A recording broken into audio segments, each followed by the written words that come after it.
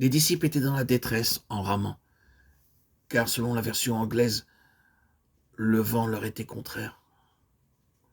Évidemment, si la direction vers laquelle vous allez est contre le vent, la direction opposée doit être avec le vent. C'est ainsi que dans ce cas présent, les disciples du Seigneur qui naviguaient du nord-est vers le sud-ouest avaient le vent contraire, tandis que s'ils l'avaient fait dans le sens contraire, le vent aurait été favorable.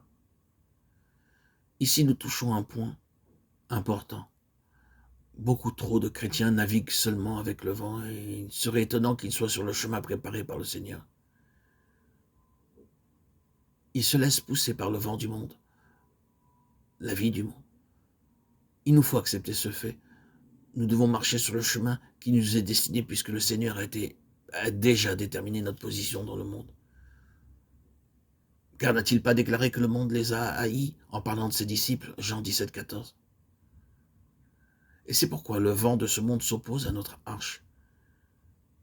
S'ils n'avons jamais rencontré l'opposition, été ridiculisés ou persécutés par le monde, c'est que probablement nous ne nous trouvons pas sur le terrain préparé par le Seigneur.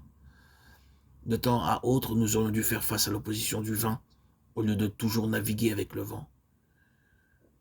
Voilà le point central. Le socle, la vie de tout disciple du Seigneur.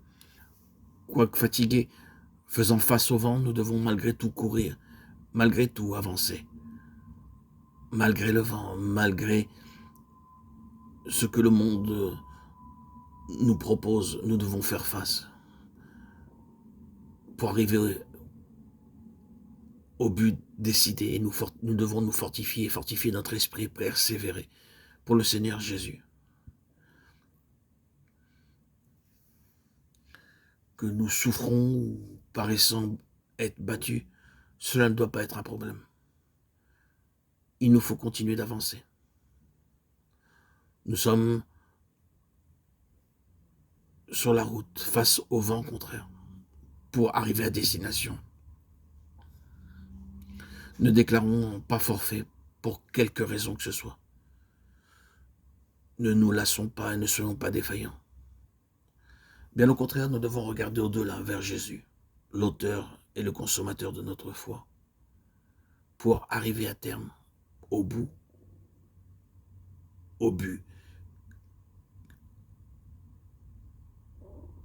qui est devant nous. Aussitôt après, il obligea ses disciples à monter dans la barque et à passer avant lui de l'autre côté vers Bethsaïda, pendant que lui-même renverrait la foule. Quand il lui renvoyait, il s'en alla sur la montagne pour prier, Marc 6, 45. Ce verset nous dit que le Seigneur a une voie pour chacun de nous.